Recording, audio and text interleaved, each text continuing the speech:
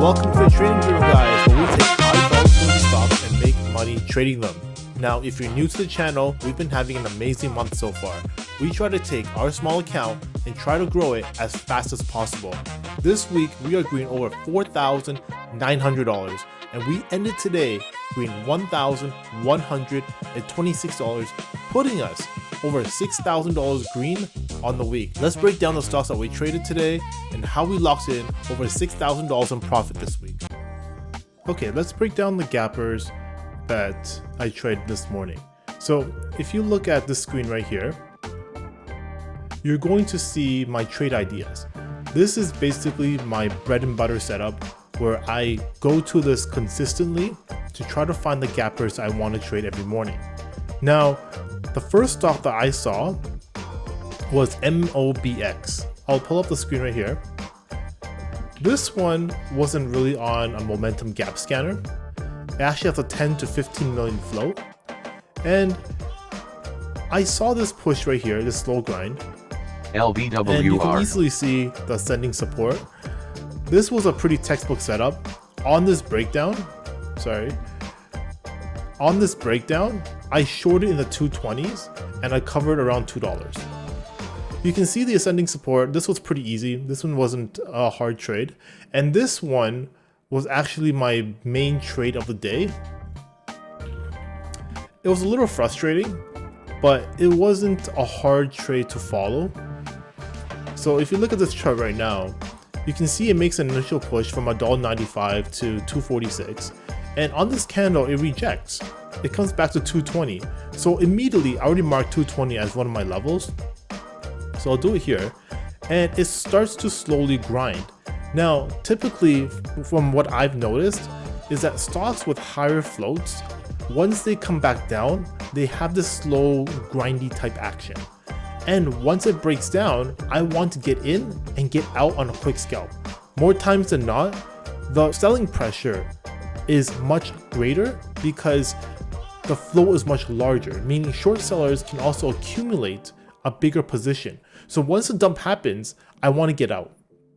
And after this breakdown to 220, I was expecting a breakdown to $2, and I got out in the 205, 206 area, and I got out the remaining of my position around this 210 level. So I'll show you my trade. This is my Trade Zero platform, MOBX. And I started my short around $2.20. After the push and rejection of 226, I added to my position and I started bottom ticking these candles. Unfortunately, I couldn't hold on to this one. This exit was not the greatest. I should have gone all out, but this exit was about $2.10. So that was my first trade, and that locked in about $800. My second trade was MSS, and this one turns out to be a big loser. I was really disappointed in myself because I was trading MOBX at the time, and after this huge push and rejection, this is my bread and butter setup. This is the setup that I use all the time. I actually bought this stock at $4.68 for the breakout back above 5, and typically these are the type of setups that I normally short, and this is the same type of setup that made me over $5,000 on STAK and over $3,600 a few days ago on INM. I went in with really small size. I was just trying a new strategy. I was trying a small scalp. I got in on 460 on this candle here. It popped to $5 and immediately rejected back down to 450. And it kind of chopped around this area for a few minutes and then just flushed down. I end up exiting my position on the break below 4. And you can see what happens after. It fades all the way back to $2.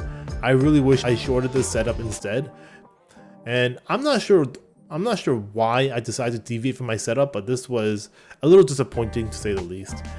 Next trade I took was VIVK, and this stock was a former runner. If you look at the past few days, VIVK, I mean, LFS. This stock made a really nice move on this day here, where it went from $3 all the way to $10 and came back down, and it actually faded all the way back to $1.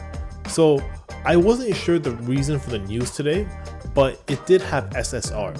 Because of SSR, I was especially cautious with this stock, and any trade I took was going to be a small scalp. I was not intending on holding onto this position like STAK or any of my other trades. I got in around 320. I saw this rejection level here around 335. I shorted in the 320s. I got out around 305, so I kind of bottom ticked this area here. And after this big push, I shorted in this candle here around 350, and I intended to hold it into the market open. You can see that it pushes all the way to 392 and rejects.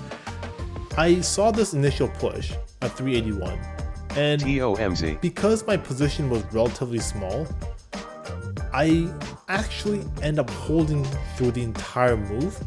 Normally I don't do that, but it was moving so fast, and you have to understand with SSR that it needs to go up, and you can only short sell when somebody's buying. So a short seller can't dump the stock.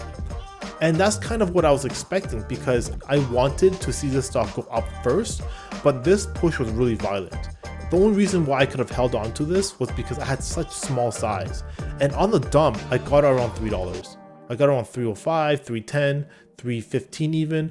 And my average exit was around 310. And on this bottom wick, I exited my entire position. So that was my VIVK trade. And I'll show you my P&L. This trade here made me $344, while the first trade, the first scalp, made me about $320. You see 333 because I actually added into my position around 315, I believe. But it was moving so fast up and down that I didn't really want to hold the stock any longer. And I ended up exiting my position with the 344. It was a break-even trade on the second part of the ad. And that was my trade. That made me $1,126.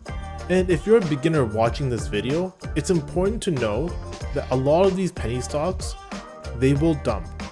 But VIVK was a little weird because in the pre-market, it had over 45 million shares.